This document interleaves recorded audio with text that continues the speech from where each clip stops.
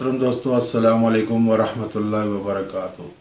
मोहतरम दोस्तों, पिछली वीडियो में मैंने आपको चुड़ैल, डायन, डाकनी वगैरह के बारे में कुछ मुख्तसरन मालूमात फराहम की। आज की वीडियो का मौजू इनका इलाज है। मोहतरम दोस्तों, ये मज़कूरा तमाम मखलूक जो है बहुत ख़तरनाक मखलूक है और ये मखलूक भी इल्म जानने के साथ साथ अपना भी एक कसीफ वजूद रखती हैं, यानी इनमें कसाफत है। जिस तरह एक अरवाज होती हैं वो लतीफ़ होती हैं, उनके अंदर वज़न नहीं होता है, सिर्फ वसवसे डालती हैं, लेकिन ये एक कसीफ वजूद रखती है, इनमें वज़न होता है, ये वज़नी होती हैं। और जब ये किसी इंसान में दाखिल होती हैं तो उसके अंदर 20 इंसानों की ताकत आ जाती है, इतना ताकतवर हो जाता है वो। जब इनको जिस्म मिल जाता है किसी इंसान का तो ये बहुत ताकत से दूसरों पे हमलावर होती है। ये आसान नहीं होता है इनका इलाज करना। तो मेरी आज की वीडियो उन्हीं के लिए करामत है जो कि आमलीन लोग हैं, कुछ उनके पास अमल है, कुछ उनके पास रूहानी ताकत है। ये उन्हीं के लिए मेरी वीडियो इंशाल्लाह करामत साबित होगी। साथ साथ मैं कोशिश भी करूँगा कि आम आवाम के लिए भी कोई ऐसा अमल बताऊं जो किसी हद तक उनके लिए फ़ायदेमंद साबित हो।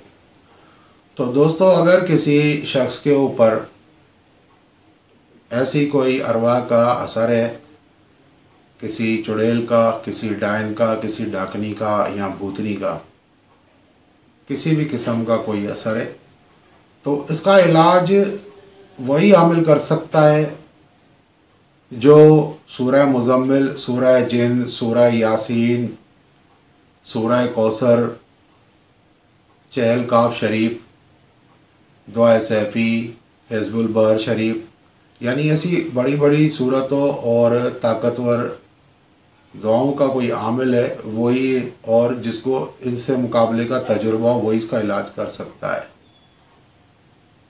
क्योंकि जब ये चीज़ें किसी मरीज़ पे हाज़िर होती हैं तो मरीज़ की ताकत बढ़ जाती है, मरीज़ को संभालना बहुत मुश्किल होता है। अकेले आमिल के बस की बात नहीं होती कि वो पढ़ाई के साथ साथ मरीज़ को भी पकड़े। बाज़ औक़ात मरीज़ को जंजीरों से भी बांधना पड़ता है। बाज़ औक़ात मरीज़ में इतनी ताकत होती है कि मरीज़ ज़मीन से 2-4 फीट ऊपर तक उठ जाता है, बगैर किसी सहारे के हवा में उड़ जाता है। इस फ़कीर ने इन गुनहगार आँखों से 1-2 केस ऐसे देखे हैं कि मरीज़ चारपाई से 2-4 इंच ऊपर उठ गया, हवा में उड़ा है।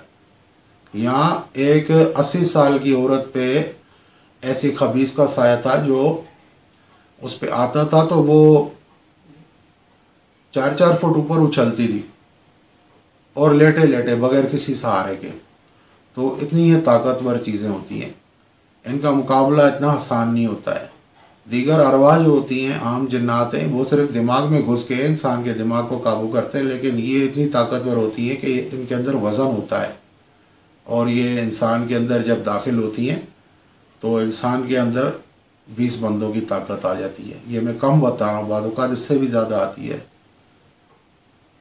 तो उस वक्त ऐसी कैफियत होती है कि आमिल या तो मरीज़ को जिस्मानी तौर पे पकड़े या फिर अपनी पढ़ाई करे, ऐसी कैफियत पैदा हो जाती है। तो इसके लिए सबसे बेहतरीन हल है, अगर मरीज़ के ऊपर कोई ऐसी चीज़ हाजिर होती है तो सबसे पहले यह है कि आप सूरह बकरा की आखिरी आयत आमन रसूल बिमा उन्ज़िला इलैहि मिन रब्बिहि वल मुमिनून, ये पूरी आयत आखिर तक ये पानी पे 7 बार पढ़कर दम करें। इससे अव्वल आखिर यानी पहले और बाद में दुरूद शरीफ या बिस्मिल्लाह नहीं पढ़ें, खाली सिर्फ ये आयत पढ़ें आप 7 दफ़ा और पानी पे दम करके इसके छींटे मरीज़ को मारें चेहरे पे और मरीज़ के मुंह में ज़बरदस्ती ये पानी डालें, तो इंशाअल्लाह ये आर्जी तौर पर चीज़ निकल जाएगी। ये अमल भी वो लोग कर सकते हैं जो इस आयत के आमिल हैं। दूसरा, किसी भी किस्म की मादा मखलूक है यानी मुअन्निस मखलूक है, चुड़ैल है, डायन है, डाकनी है, पिछल पैरी है, इनका सबसे बेहतरीन हल सूरह कौसर है। सूरह कौसर का आमिल ही इसका सही से इलाज कर सकता है। कि सूरह कौसर जो होती है वो एक जलाली सूरत भी है, दूसरा कि सूरह कौसर के अंदर खैर कसीर का जिक्र है और ये शर की कुव्वतें हैं। तो जब खैर आती है तो शर को वहाँ से निकलना पड़ता है। तो सूरह कौसर का आमिल इसका इलाज कर सकता है। उन आमिलीन के लिए मैं अमल पेश करता हूँ जो सूरह कौसर के आमिल हैं। सूरह कौसर शरीफ उनके अमल में है, उन्होंने इसकी ज़कात दी, बाकायदा ज़कात दी हुई है।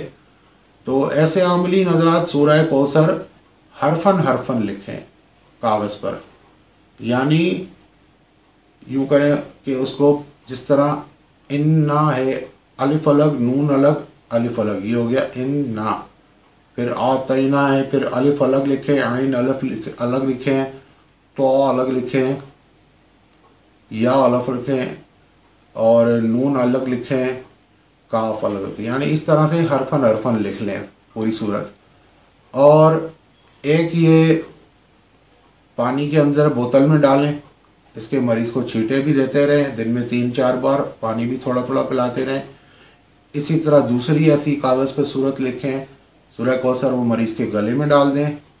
तीसरी सूरत का तावीज़ बनाकर यानी फ्रेम करवा कर उसे घर की दीवार पे ऐसी जगह पे लगा दें जहाँ मरीज़ की नज़र अक्सर पड़ती रहे उसके ऊपर, क्योंकि बाज़ औक़ात ऐसा होता है कि मरीज़ के अंदर चीज़ दाखिल नहीं होती है तो उसके आसपास रह के उसको तकलीफ़ देती है, डराना धमकाना शुरू हो जाती है। ख़ास तौर पे चुड़ैल का मरीज़ जो होता है, जब उसके जिस्म में नहीं आती तो फिर उसे चुड़ैल धमकाना शुरू हो जाती है, डराती है कि ये तावीज़ उतारो या ये नहीं पहनो, धमकियाँ देती है। तो उसके लिए ये तावीज़ लगाया जाता है ताकि वो उसके आसपास भी ना फटके, उसकी ताकत कमज़ोर पड़ जाए। यही बात हमेशा याद रखिए, ये मखलूक मरती नहीं है सिवाय अल्लाह की मर्ज़ी के। आप इन्हें नहीं मार सकते हो, सिर्फ इनकी ताकतें ख़त्म करते हैं, फिर ये किसी काम की नहीं रहती हैं।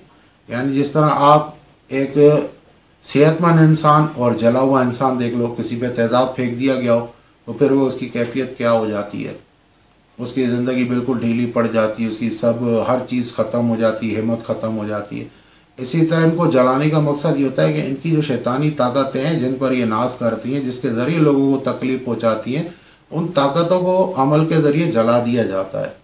तो फिर यह किसी काम की नहीं रहती हैं, ये किसी को तकलीफ़ देने जैसी नहीं रहती हैं, भाग जाती हैं वहाँ से। तो जलाना इसे कहते हैं। तो ये अमल आप कम से कम 3 महीने तक जारी रखें। बातों का ऐसा होता है ये चीज़ आर्जी छोड़ के चली जाती है, मरीज़ समझता है या आमिल समझता है कि अब ये सही है बस छोड़ दो तावीज़ पिलाना। नहीं, कम से कम 90 दिन ये अमल ज़रूर करें सही हो जाने के बाद भी। और हमेशा याद रखें, जब भी ऐसी चीज़ों की काट का कोई अमल पढ़ें या लिखें या तावीज़ लिखें, उसके पहले जो है दुरूद शरीफ बिस्मिल्लाह नहीं पढ़ना है और बाद में भी नहीं पढ़ना है। सिर्फ वही आयत वही अमल पढ़ना है। या तावीज़ लिखना तो 786 ऊपर नहीं लिखना है, क्योंकि 786 अल्लाह तबारक व तआला की रहमत बिस्मिल्लाहिर्रहमानिर्रहीम की आदत है।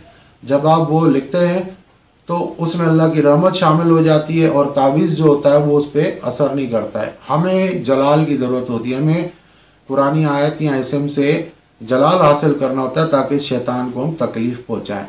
तो बिस्मिल्लाह शरीफ से या दुरूद शरीफ पढ़ने से वो जलाल ठंडा हो जाता है और उस चीज़ पे कोई असर नहीं पड़ता है। इसलिए यूँ समझ लें नंगी तलवार इस्तेमाल करनी पड़ती है, यानी दुरूद शरीफ बिस्मिल्लाह के बगैर कुरान की आयत एक नंगी तलवार की तरह काम करती है और ऐसी चीज़ों को जो है वो ख़त्म करती है। ये अमल आपकी खिदमत में मैं आमलीन की एक पेश करता हूँ। और अगर कोई सूरह मुज़म्मिल का आमिल है तो सूरह मुज़म्मिल भी इसी तरह से लिखनी है। और याद रखें लिखनी पेन से नहीं होती है। हमेशा मैं अपनी वीडियोस में बताता हूँ कि जर्दे का रंग अगर ज़ाफ़रान मिल जाए तो ठीक है, वरना जर्दे का रंग और उसके अंदर अर्के गुलाब मिलाकर एक स्याही बना लें, स्याही जैसा गाढ़ा महलूल, उसे आप इंक वाले पेन के अंदर इंक की जगह भरकर उससे ये लिखें आप, और फिर ये मरीज़ को इस्तेमाल कराएं। ये एक सूरह कौसर का अमल है, लेकिन इसकी कार्ड के अंदर इसी तरीके से हरफन हरफन लिखना है, यानी एक एक हरफ अलग अलग करके लिखना है। अगर कोई दोस्त सूरह जिन का आमिल है तो वो भी इस तरह से लिख सकता है। उसके अलावा इसके तोड़ में धुनी बहुत असर दिखाती है। लोबान, हींग, लौंग और उसके अलावा जो है हल्दी। हल्दी ऐसी चीज़ है जो चुड़ैलों और डायनों को सख्त नापसंद है, इससे उनको एलर्जिक होती है। तो ये चीज़ें जो मैंने बताई हैं, और लौंग उसके अंदर मिला लें आप, हमजन सब लेके कूट के एक पाउडर सा बना लें। इसकी धुनी घर में जलाएं, मरीज़ के कमरे में जलाएं धुनी असर और मगरिब के दरमियान, ताकि कोई ऐसी एनर्जी है तो वहाँ से भाग जाए, इलाज में रुकावट ना बने। तो दोस्तों ये मुख्तसरन चीदा आपको बातें बताई है। ये मौजू इतना तवील है कि ख़त्म ना होने वाला है, और चाहे मैं सारी रात बैठा आपसे बातें करता रहूँगा।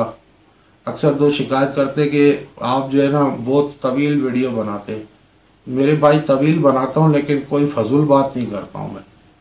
जो काम की बात होती है, मेरी कोशिश ये होती है कि तफसीलन आपको समझाऊँ इस इल्म के बारे में, ताकि आगे चल के आप गुमराह नहीं हो। अगर आप गुमराह हो चुके हैं तो आप उसको सही तरीके से समझ सकें, इसलिए मेरा फ़र्ज़ बनता है मैं हर चीज़ आपको तफसील से बताऊँ।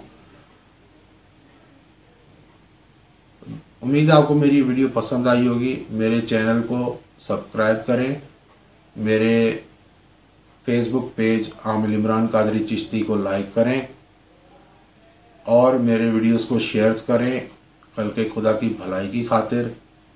अस्सलामु अलैकुम वरहमतुल्लाहि वबरकातुहू।